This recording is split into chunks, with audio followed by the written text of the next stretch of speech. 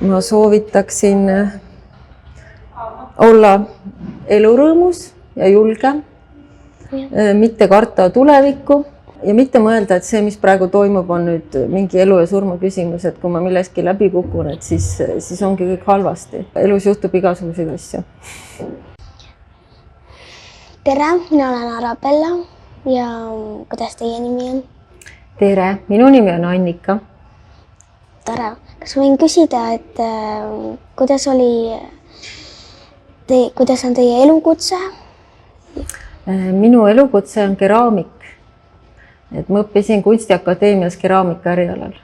Kas võite kirjeldada, milline oli teie kunstitunnid ja milline oli teie õpetaja? Jaa, meil oli niimoodi. Kunstitundideks klass jagati 2 rühma ja minu rühmal oli õpetajaks Hille Palm.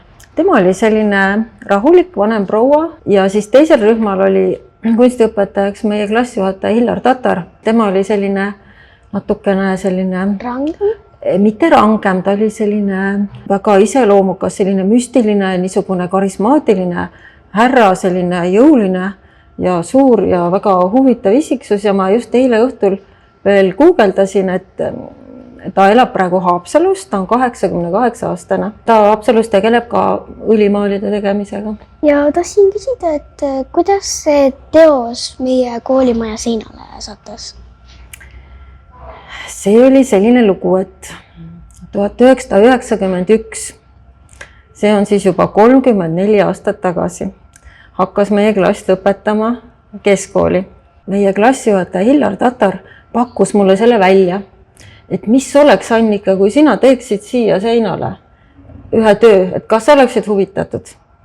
Et nähtavasti ta nägi siis nagu minus seda potentsiaali, et ma võiksin sellega hakkama saada ja et see võiks mulle huvi pakkuda.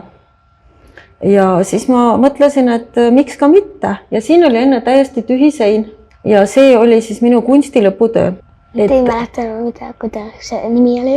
Ja ma ei mäleta, kuidas selle nimi oli, aga ma mäletan väga selgesti, kuidas me seda tegime.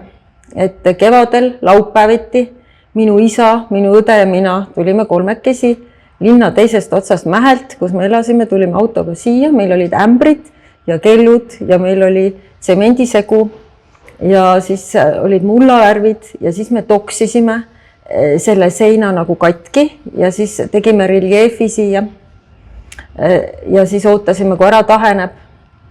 Tegime uue kihi ja siis lõpuks mullavärvidega värvisime pealt üle. Mis teile teie eriala juures kõige rohkem meeldib? Ma nüüd natukene kordan oma õppejõu Leo Rohlini sõnu, kes tegelikult elas siin üle tee Mulla tänaval. Siin väga ligidal üle tee. Keraamika on väga mitmekülgne eriala, et seal saad kasutada nii vormi kui ka värvi. Et sa saad kõike teha, mis on 3-mõõtmeline ehk vormiga seotud. Sa saad kasutada kõiki värve, mis on nagu 2-mõõtmeline. Sa võid teha kõige väiksemaid asju ja väga suuri asju. Et see töö on ka natukene võib-olla nagu sillutab teed keraamikale, et siin on nagu ka vorm ja värv. Kas need värvid olid kas need olid samasugused või olid need ennem need värvid siin natuke heledamad? Ja seda küll, et palju aastaid on mööda läinud ja need värvid on tuhmunud. Et kui ma praegu vaatan, siis on lausa piinlik lugu, et tegelikult ma peaksin selle üle värvima. Et ta ei ole enam kõige ilusam. Kas need värvid olid siis meie kooli värvid, sinine, punane ja kollane? See on läinud küll niimoodi täppi, et võib-olla tõesti natukene. Ma otseselt ei mäleta, aga mulle tundub küll. Mulle tundub küll, et mulle tollal meeldis teha selliseid nagu abstraktseid, natuke kubistlikke kompositsioone.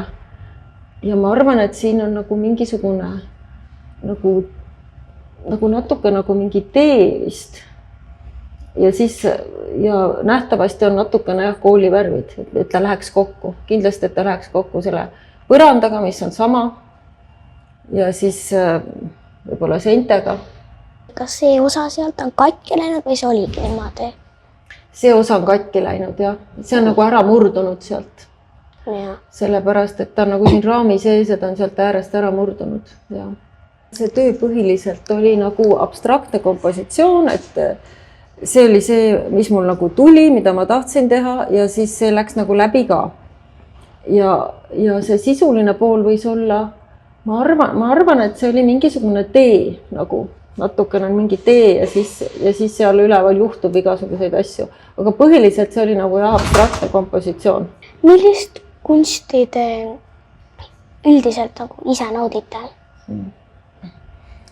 Mulle meeldib teha rohkem suuremaid vorme, et miskipärast mina ei oska selliseid pisikesi asju teha, et mõnel tulevad väga hästi välja. Mulle meeldib, et tegelikult mulle meeldib teha suuri vorme, aga suuri vorme on selles mõttes nagu raskem teha, et seal on väga palju riske, et ta võib ahjus katki minna, sinna võivad praod tulla, siis ta ei ole enam täiuslik. Ja siis teine asi muidugi alati on see, et need ahjumõõtmed. Et ahjumõõtmed on tavaliselt nii ja noh, siis suuremat enam teha ei saa. Millised omadused peaksid olema noorel, kes soovib saada kunstnikuks?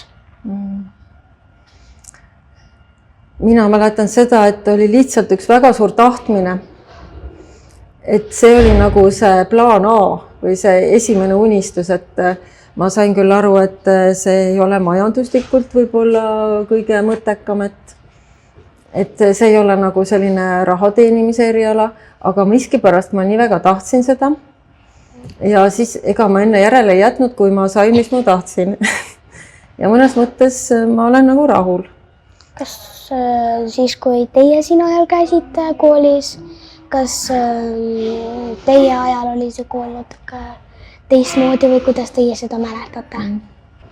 Üldjoontes on sama. Ma vaatan, et kindlasti on seinu vahepeal värvitud, aga see põrand oli sama. Siis ma mäletan neid koridore ja suhteliselt nagu sama. Ja muidugi väljast on ta ka nüüd renoveeritud. Mida te sooviksite praegustele kooliõpilastele? Ma soovitaksin olla elurõõmus ja julge, mitte karta tulevikku ja säilitada nagu selline sisemine rahu, et mitte minna liiga närvi ja mitte mõelda, et see, mis praegu toimub, on nüüd mingi elu ja surma küsimus, et kui ma milleski läbi kukun, et siis ongi kõik halvasti. Et tegelikult elu ees on pikk ja elus juhtub igasuguseid asju. Mul ei ole enam midagi küsida. Aitäh, et ütlesite, rääkisite ja tulite. Loodetavasti teie siis on kõik nagu õnnelik ja soovin teile head päeva jätku. Aitäh ja mina soovin sulle ka ilusat kooliaega ja tahtsin küsida, mis klassis sa käid? Ma käin 3. 3. klassis, jah. Oli väga meeldiv ja ilusat kooliaega sulle. Sulle ka.